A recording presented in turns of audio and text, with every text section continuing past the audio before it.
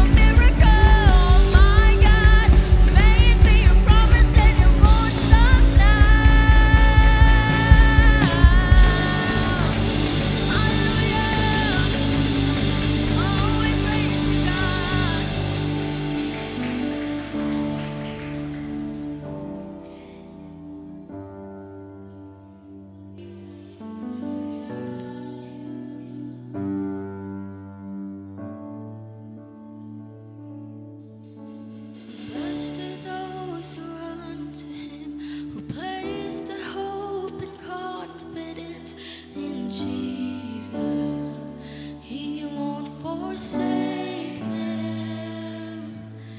And blessed are those who seek His face, who bend the knee and fix the gaze on Jesus.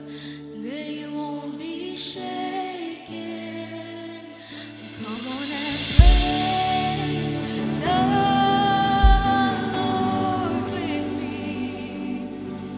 Sing if you love His name. Come on and lift your voice with me. He's worthy of all praise.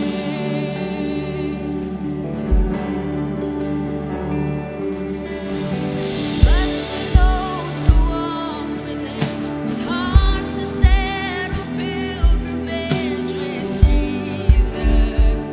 They'll see His glory. Blessed are those who die to live, whose joy it is to give it all for Jesus and for Him only. Oh Jesus, all for Your glory. Come on and praise the Lord with me. Sing if you love His name. Come on and lift your voice with me. He's worthy of all our praise. Come on and bring your offering. Sing if you know His grace. Come on and lift up your holy hands. He's worthy of all our praise.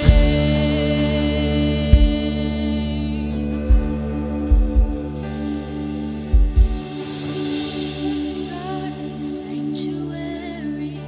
Bless God in the fields of plenty. Bless God in the darkest valley.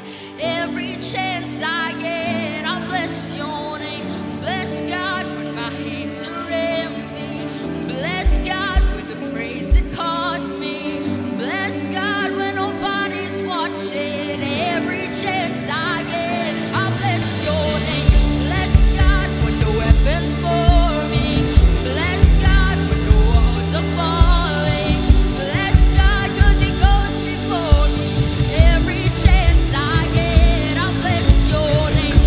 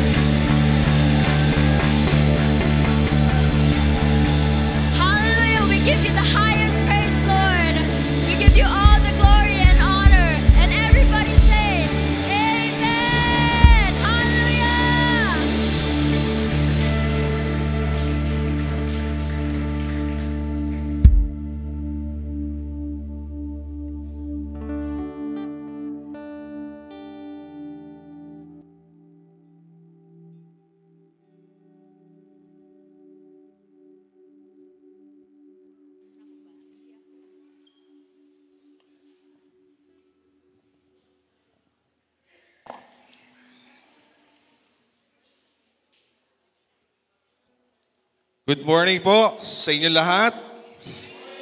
Tunay nga, Lord is worthy of all our praise. Amen. Thank you, worship team. So, dumako na po tayo sa ating pagbibigay. So, meron po akong babasahing isang talata pero magkaiba po ng version para po mas maintindihan natin. Sabi po sa Levitico 27:30 ng Magandang Balita Biblia, lahat ng ikasampung bahagi, maging binhi o bunga ng pananim ay nakalaan kay Yahweh. Ito naman po ang sinasabi ng Leviticus 27:30 ng New King James Version.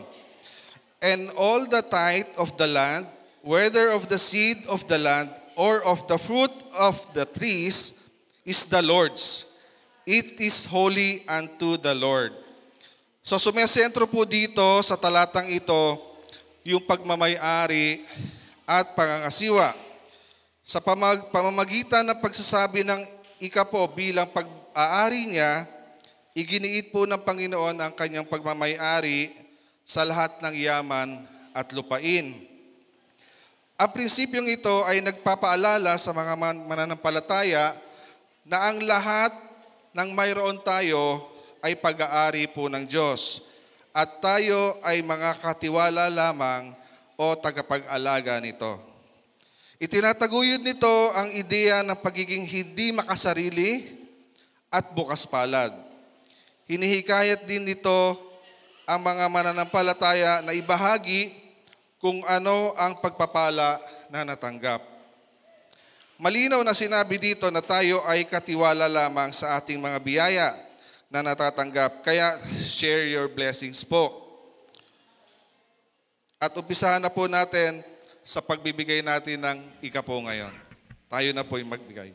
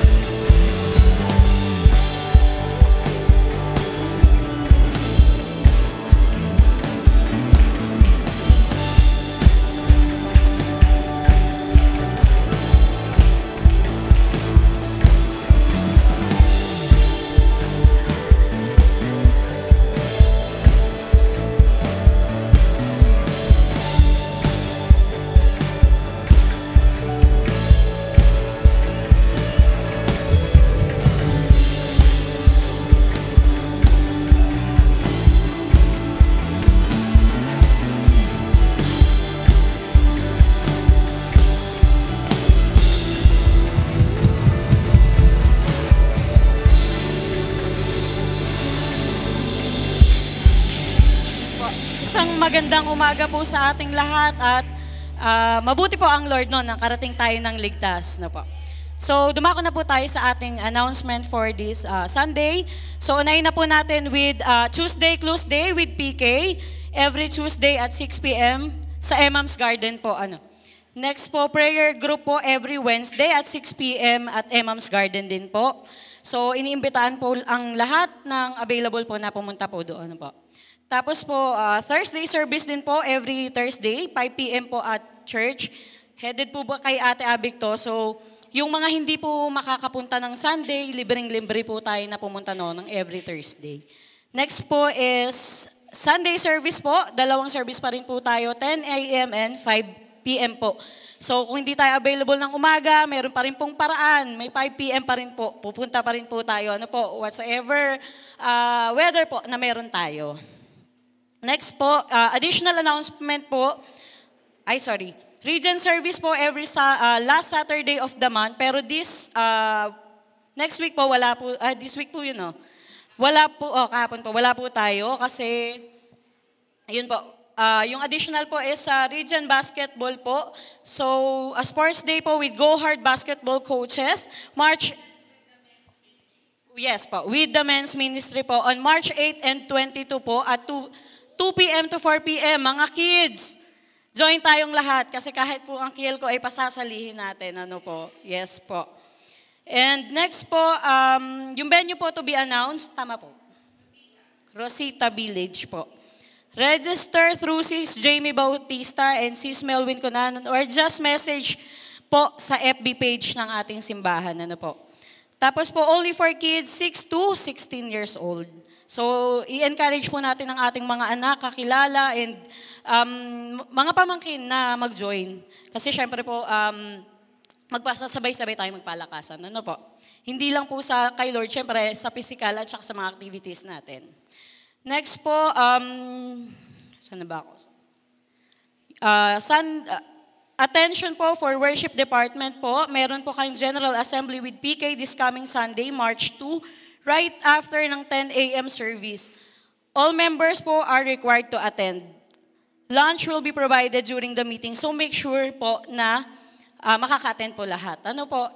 Yun lamang po at syempre po hindi ko na po papahabain yung announcement na to. Tawagin na po natin ang ating preacher for today, Sister Melwin Conanan.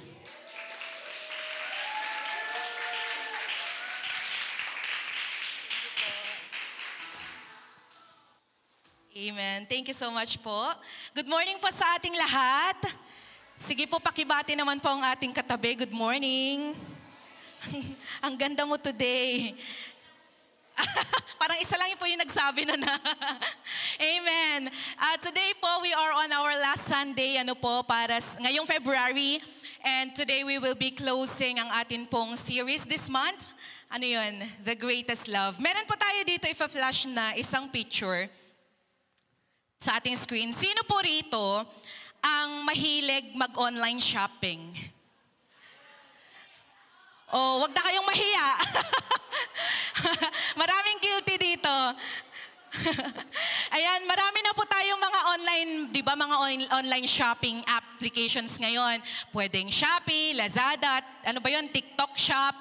Hindi to sponsored na. Ano pa? Shein and so on. Ha?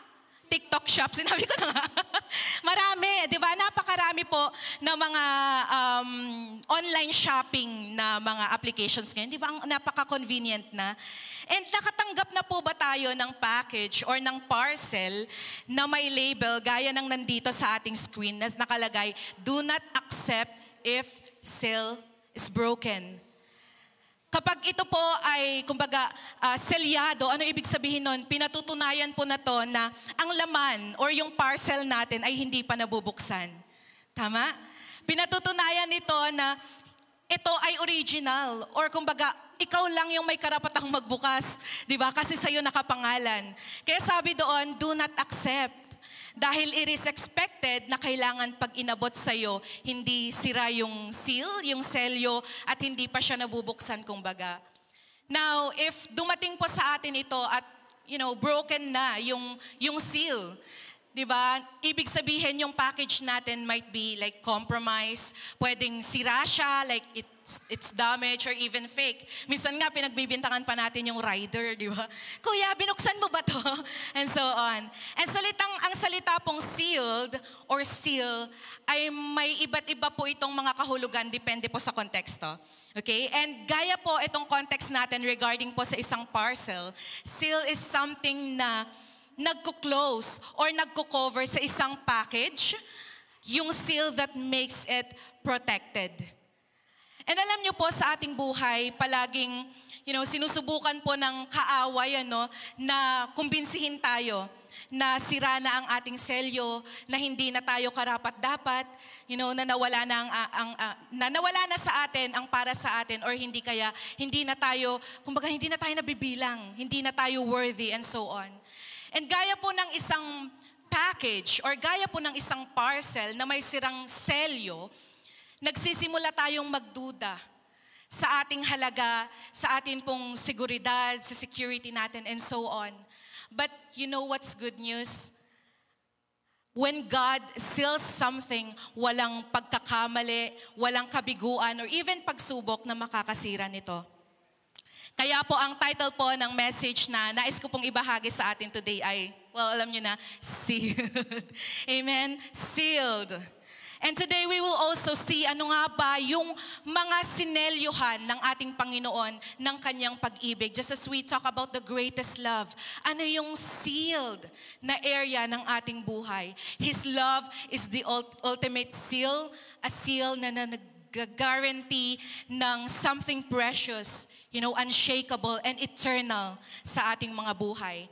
And ito po ay ipinakita sa isang talinghaga sa Biblia, patungkol po sa alibughang anak, kung sabihin sa Tagalog. Pero sa English, the prodigal son, or sa ibang translation, the lost son.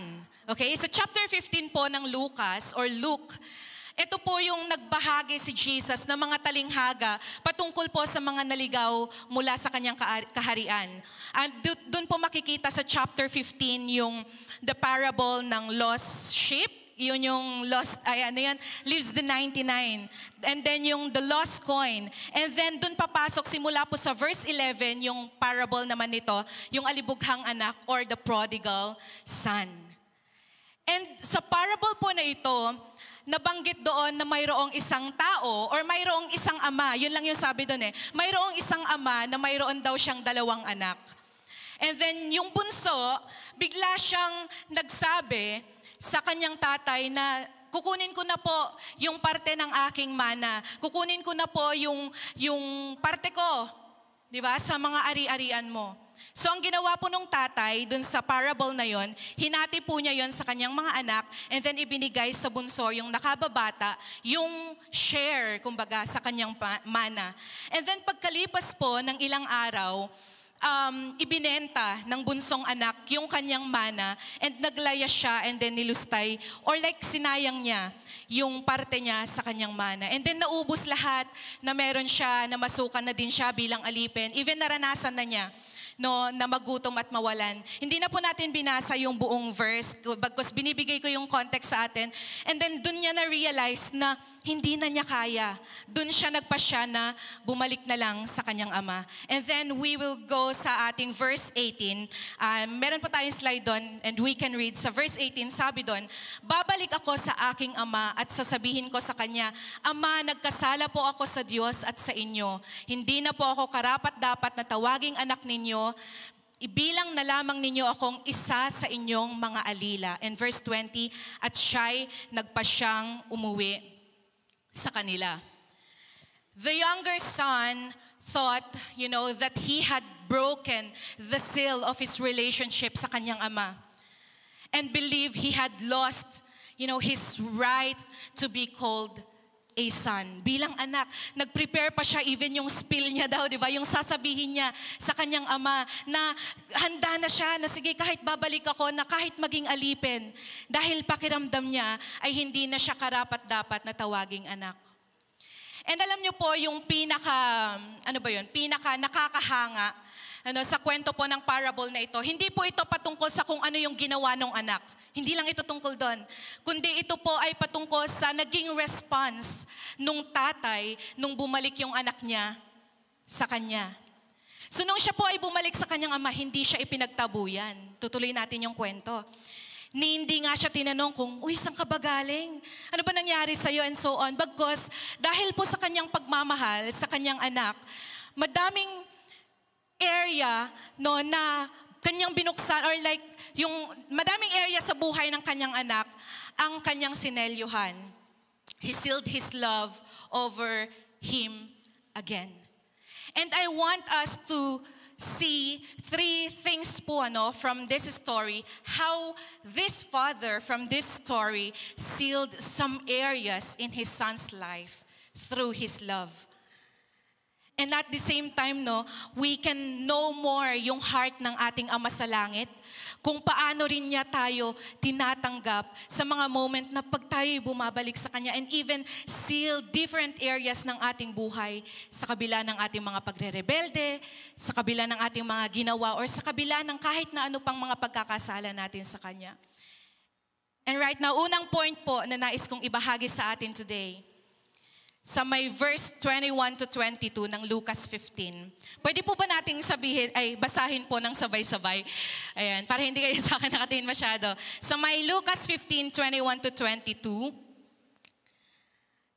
Ayan, sabi dito, 1, 2, 3, go. Sinabi ng anak, Ama, tama ba?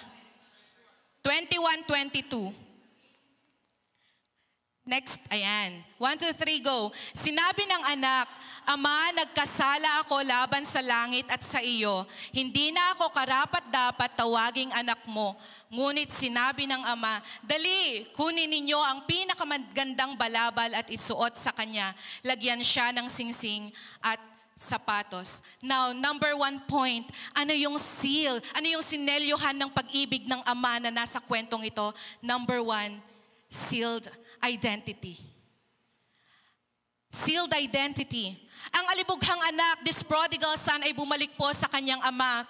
Napakiramdam niya, gaya ng sabi natin, hindi na siya karapat-dapat na tawaging anak. Handa na siya maging alipin. Ama, nagkasala ako laban sa iyo, laban sa langit. Hindi na ako karapat-dapat na maging anak mo. Pero ano po yung ginawa ng ama sa kwento na to? Una, ipinabalik niya yung balabal, sabi doon, di ba? Yung scarf. And yung scarf, simbolo po ito ng karangalan and simbolo na anak pa rin kita, kaya isusuot ko sa iyo tong scarf na to. Sinuotan pa siya ng singsing na sabi, tanda ng kapangyarihan, na even authority bilang anak. At pinagayak yung sandalyas, sabi doon, na patunay na hindi siya alipin, kundi anak na muling tinanggap. Dahil po sa kanyang pag-ibig sa kanyang anak, in-establish niya na anak pa rin ang turing niya, even yung term na the lost son, naglayas na anak, pero sabi, anak pa din ang turing nito. And that is also how our Heavenly Father loves us. Our Father's love gives us identity. Sealed ang ating pagkakakilanlan at sabi doon, anak, hindi alipin. And the Father sees yung son's brokenness but responds with love. Sa halip na hayaang malungkot sa guilt yung kanyang anak, binihisan niya ito ng karangalan. Hindi tayo hinuhusgahan, gayon po ang pag-ibig ng Panginoon. Hindi tayo dinidefine ng Diyos base sa ating pagkakamali. His love restores our dignity. Isang translation po or kahulugan ng salitang sealed sa Tagalog ay tatak. Or sealed, tinatakan. And sabi po sa Efeso 1:13, sabi doon, kayo rin nang kayo ay sumampalataya, kayo ay tinatakan ng banal na espiritu bilang tanda ng inyong pagiging Kanya. When we receive Jesus, sabi dito, and sumampalataya tayo sa Kanya, tayo ay namarkahan ng Holy Spirit. Kapag po tayo halimbawa ay bumili ng isang branded na sapatos or isang branded na bag, or meron din mga alahas, gano'n, di ba? Meron siyang mga certificate of authenticity na tinatawag. And same way po, yung seal ng Diyos sa atin ay nagpapatunay na tayo ay tunay na sa Kanya. Tunay na Kanya. And this story of this prodigal son, hindi po nagstay na malayo yung loob ng alibughang anak sa kanyang ama. Hindi siya nagstay na, hindi, kaya ko to. Kaya kong patunayan sa tatay ko na kahit walang-wala na ako, kaya kong mabuhay. Hindi niya ginawa yon. Instead, the most important step na ginawa po nito ay nagpakumbaba sa kanyang ama. Kung paanong binigyan tayo ng Diyos ng ating pagkakakilanlan sa Kanya, yung identity natin bilang mga anak niya, it also requires humility on our end. To acknowledge and believe na, Lord, kung wala ka sa akin, Lord, kung wala ako sa iyo, wala akong gayang gawin.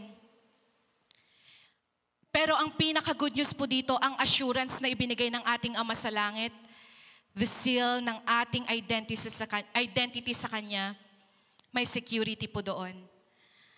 Sabi sa 1 John 3:1, see what great love the Father has lavished on us that we should be called children of God. Tapos may pagdiin pa doon. And that is what we are, sabi doon. Dahil po sa Kanyang napakalaking pag-ibig sa atin, tinatawag niya tayong mga anak niya at yun daw tayo. That is what we are. Balibaliktarin man ang mundo at kahit pa anong sitwasyon, sabi doon, anak tayo ng Diyos. The world may define us by our actions, but God defines us by His love. The world measures us by our success, by our failures, but God sees us through His grace. The world labels us on our past, but God gives us a new identity in Him. It doesn't matter how the world defines us. What matters most is how our Heavenly Father sees us as His what? As His sons, as His daughters. Because God has sealed our identity in Him through His blood and through His love. Sa Diyos, sealed na tayo bilang anak niya, hindi alipin ng nakaraan, sealed tayo bilang anak niya, hindi alipin ng sakit, no? Hindi tayo alipin ng kasalanan, hindi alipin ng kasinungalingan, and so on. And ito rin po ay hamon sa atin lahat ngayon na naririto. Just as we have received that identity sa ating Panginoon, ang hamon sa atin is to share the testimony ng ating identity na mayroon tayo sa ating Panginoon. We want to raise a generation na ang identity nila ay secured sa ating Panginoon. Yun po yung nais natin. And hamon sa atin is to share. And of course, magsisimula pa rin yun sa atin. That we see and look sa seal, sa selyo na binigay ng ating Panginoon. 2 Corinthians 1:22, now it is God who makes both us and you stand firm in Christ. He anointed us, set His seal of ownership on us, and put His Spirit in our hearts as a deposit, guaranteeing what is to come. Because of the Father's unconditional love, sinelyohan niya ang ating identity, ang ating pagkakakilanlan, at ang ating pong pagkatao. Ano yon? Tayo po ay anak niya. Amen? Amen po.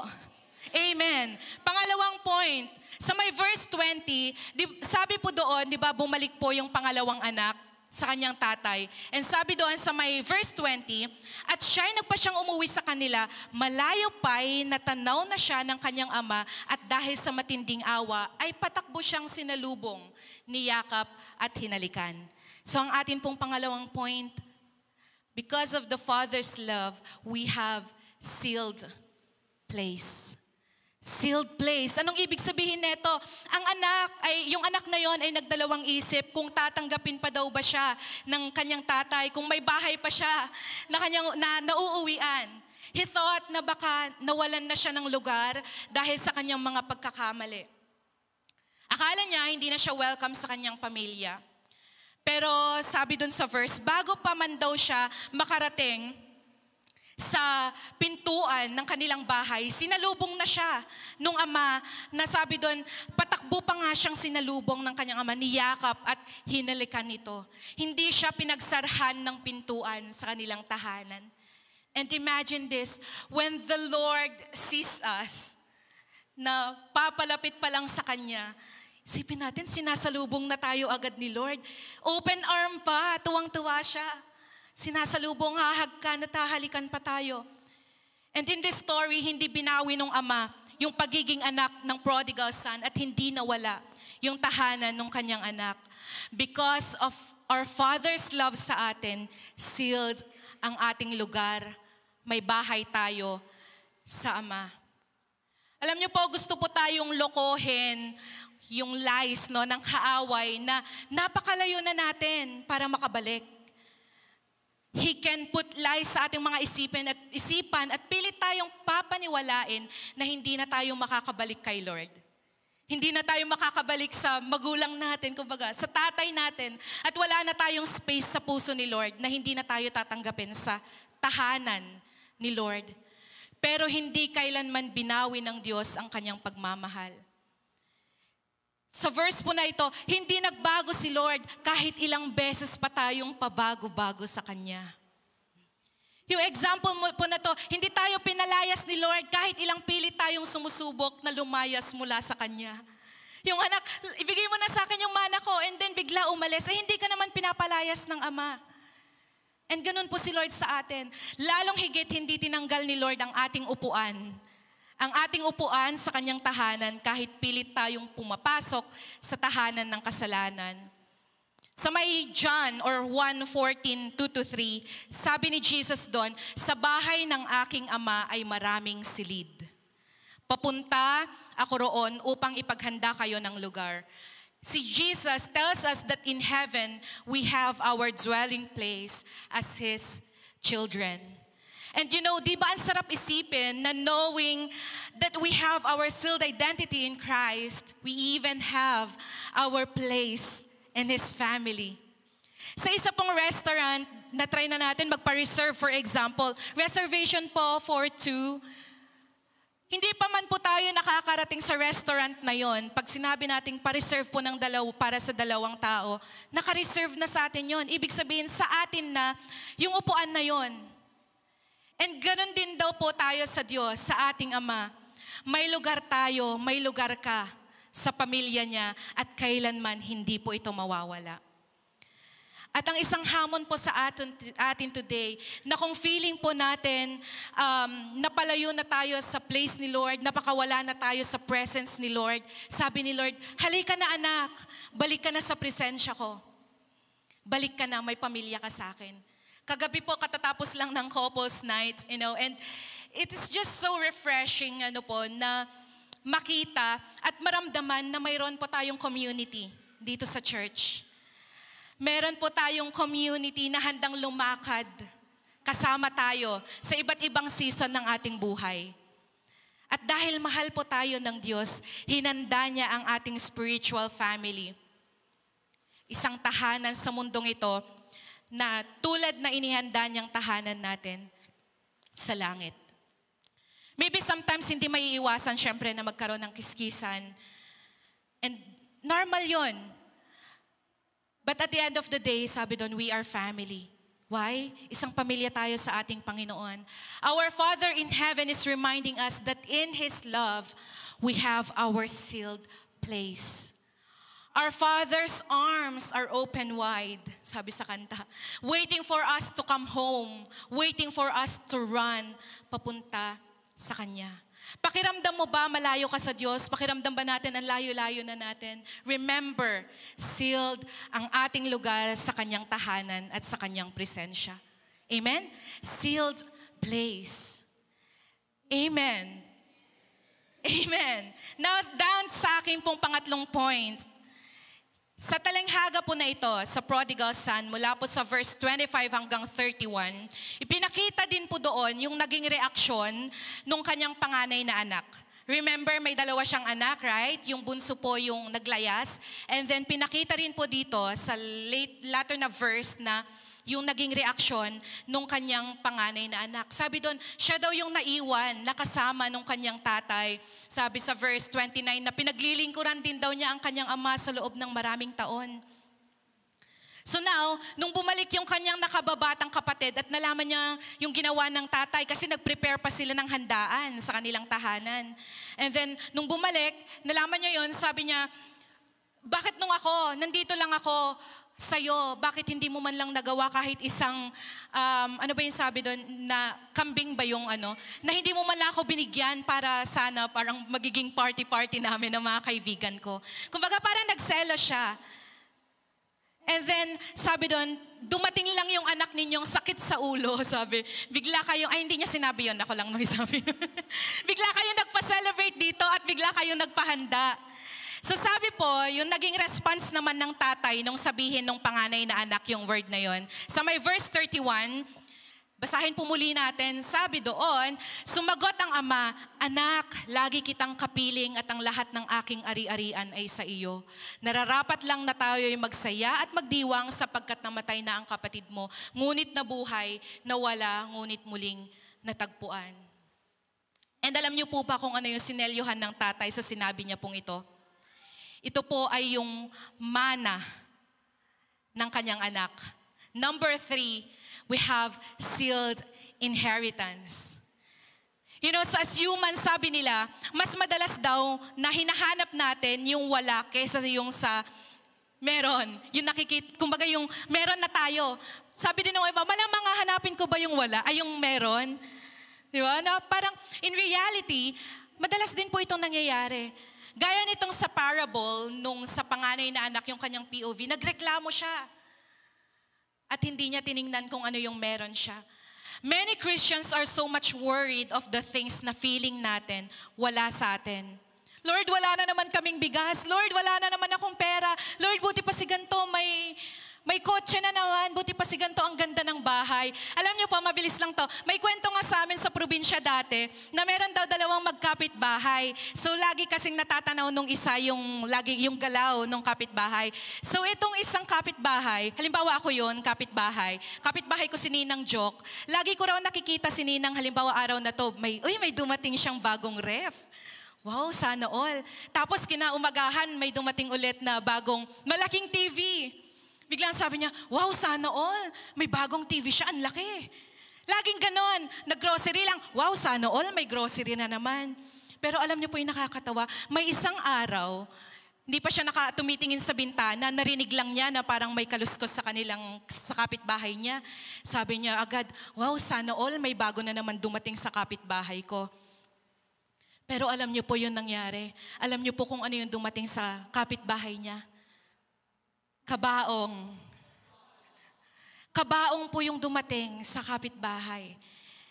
Dahil lang sa tumitingin siya sa kung ano yung meron sa kapitbahay niya, hindi niya namalayan, kakasana all, iba na pala yung dumating. And ganun din daw po minsan sa atin, ang tendency natin is to see kung ano yung wala sa atin.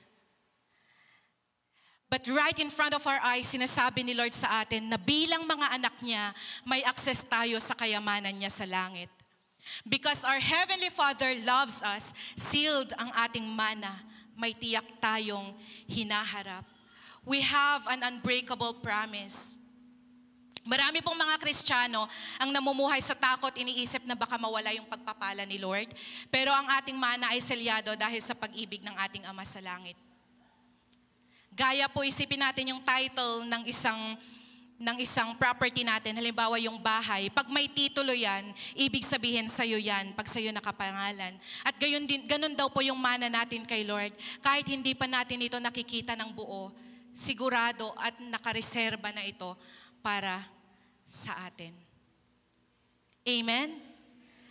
Inheritance is more than the things here on earth. Yung buhay na walang hanggan at kaganapan ng mga pangako niya sa atin. Minsan pakiramdam natin parang wala na tayo natatanggap mula sa Diyos. Pero tandaan po natin, hindi niya kinakalimutan ang kanyang pangako. At gaya po sa verse na to, lahat ng meron ako, sa'yo yan, sabi niya. And yun po yung seal na binibigay din sa atin ng ating Panginoon bilang kanyang mga anak. And as I end po, I want to share, my personal testimony na hindi ko po ito kalimitang ibinabahagi because it's quite sensitive topic po for me. But today, this is something na I want also to release and share with you kung paanong yung pag-ibig po ni Lord as our Heavenly Father have changed my perspective pagdating sa salitang Father. Kanina sabi natin, do not accept if seal is broken. Simula pa lang pinag-usapan na po natin yon. Pero sa totoo lang, ganito po yung pakiramdam ko sa sarili ko noon. Parang may sirang seal sa aking pagkatao, sa aking identity at sa pagtingin ko sa sarili ko. Lumaki po ako na lahat ng ginagawa ko, kailangan kong isipin kung ano ang sasabihin at kung ano yung gagawin ng tatay ko. Alam to ng kapatid ko, nandyan din siya. And he also has his own testimony sa mga pinagdaanan. I can say na lumaki ako na hindi maunawaan ang tamang pag-ibig ng isang ama. Dahil buong pagkabata ko po, mas takot sa tatay ko yung lagi kong nararamdaman. Hindi ko maunawaan ng mga panahon na yon na kung bakit kahit anong gawin ko, lagi pa rin may masasabi sa akin na hindi maganda. Mga salitang di ko po malilimutan, sinabi sa akin, ganto ka lang. Ganto ka lang. Wala kang mararating sa buhay kasi sinungaling ka na may kasamang sampal sa mukha. Wala kang mararating sa buhay kasi ganto ka. Kasi malandi ka. Sinabi po yan na mayroong palo sa katawan. Mga panahon na yan na di ko maintindihan. Bakit niya sinasabi sa akin, mga salitang yan, hanggang yung mga salitang yan na lagi kong naririnig sa tatay ko, unti-unting naging marka sa paniniwala ko sa sarili ko. Lumaki akong insecure. Lumaki akong hindi alam kung ano yung halaga ko. Lumaki akong nalilito sa buhay. Trauma mentally, physically, and emotionally. Anxiety, insecurity, hurt, anger, you name it. And higit sa lahat, alam niyo po yung pinakamasakit, lumaki po ako na hindi alam kung paano tumanggap ng pagmamahal. Lumaki ako na selyado ng takot, selyado ng galit, at selyado ng pagkamuhi.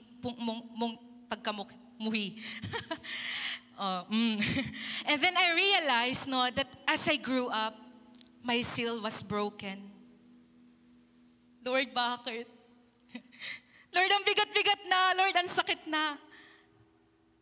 Broken na pala yung seal ko.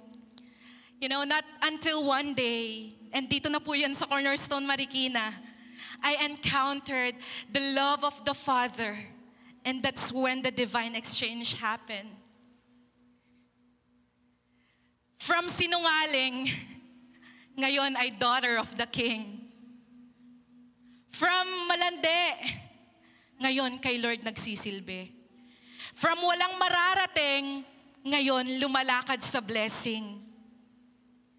From a seal once broken, now God's love made me whole again. Maybe some of us, have experienced the same. Or baka meron pang mas malalang experience, baka meron dito inabuso ng mga magulang, nagkaroon ng trauma sa buhay, nagkaroon ng trauma sa tatay, na hanggang ngayon akala mo okay na pero hindi pa pala. You were abused verbally, maybe physically or even sexually. Or maybe some of us are longing for the love of an earthly father or even mother. Our parents, our loved ones, na feeling natin, feeling mo kailangan mong mag-perform para lang mahalin ka. Yung feeling na parang kailangan lagi mong i-earn yung love at hindi maibigay yun ng kusa para sa iyo.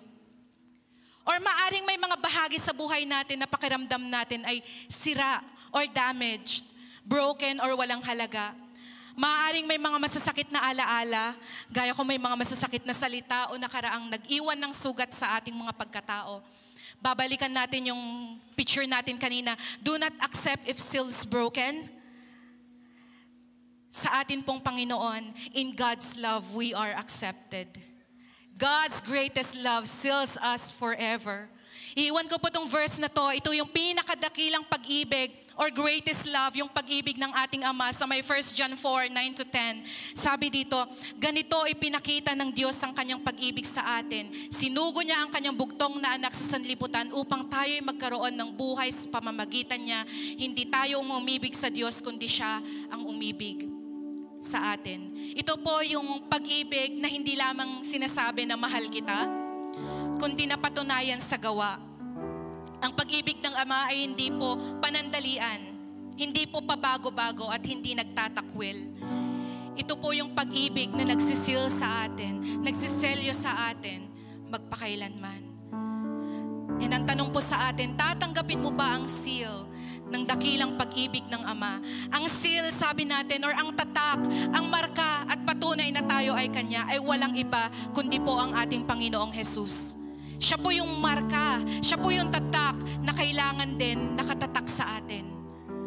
Ngayong araw po na ito, inihahandog ng Ama sa atin yung Kanyang dakilang pag-ibig na hindi natin kailangang bayaran. Hindi natin kailangang pagsikapan. Tatanggapin lang natin, tatanggapin mo lang. Ang unang hakbang para sa pagkakaroon ng selyadong identity, ng selyadong lugar at selyadong mana ay ang tanggapin ang nag-iisang seal, nag-iisang tatak na kailanman hindi mabubura. Yun po ay ang tanggapin ng ating Panginoong Jesus sa ating mga buhay. And then we can be ready na tanggapin ngayon ang seal ng kanyang pag-ibig. Isang pag-ibig na hindi mabubura, hindi masisira, at hindi mawawala kailanman. Amen? Praise the Lord.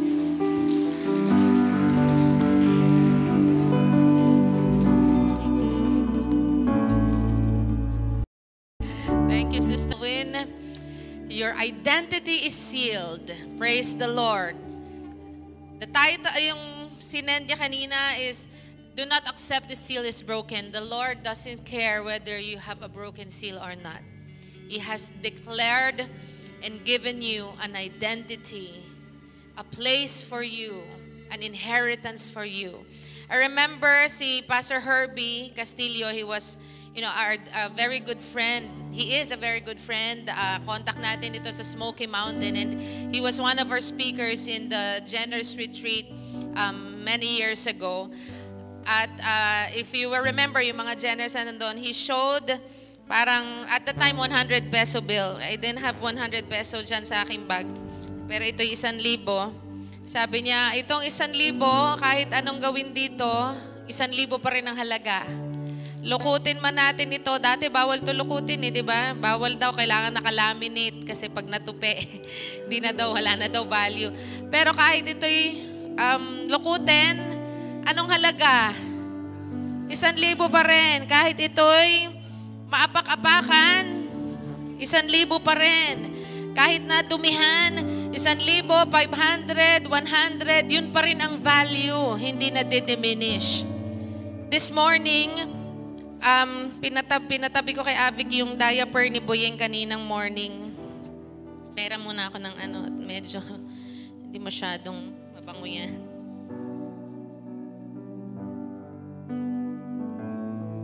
Pero may pinatabi akong diaper ni Calix kaninang morning. And may pinalagay ako ditong something inside. Sorry, it's so gross. But is there anybody from the group who would like to get the money? Sorry, inside. Anybody?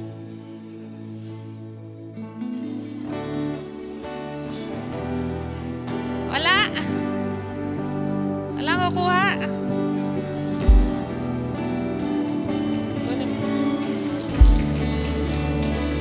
Ngayon, kuha ka ng tissue dyan. Ay, hindi. Wala palang tissue. Subukan mo. Willing ka bang tanggalin yan ng kamay mo, yung dumi? Sige. Sige, tanggalin mo yung dumi. Alisin mo ng kamay mo. Sige, sorry Joshua. Naawa naman ako sa iyo. Kaibigan. Pakitago na ito.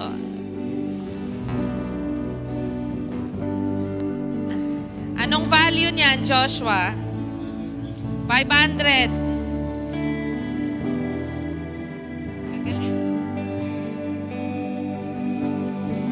Ang value ng 500, nabago ba? Hindi na bago. Mapambibili mo pa ba yan kahit madumi na? Huhugasan lang. Sa'yo na yan. That's yours. No. That's yours. Because whatever comes your way, whatever is thrown at you, you have been sealed.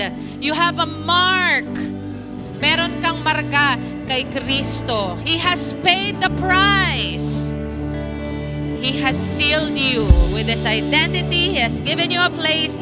Has prepared an inheritance for you. Let's all rise. Thank you, Jesus. Hallelujah.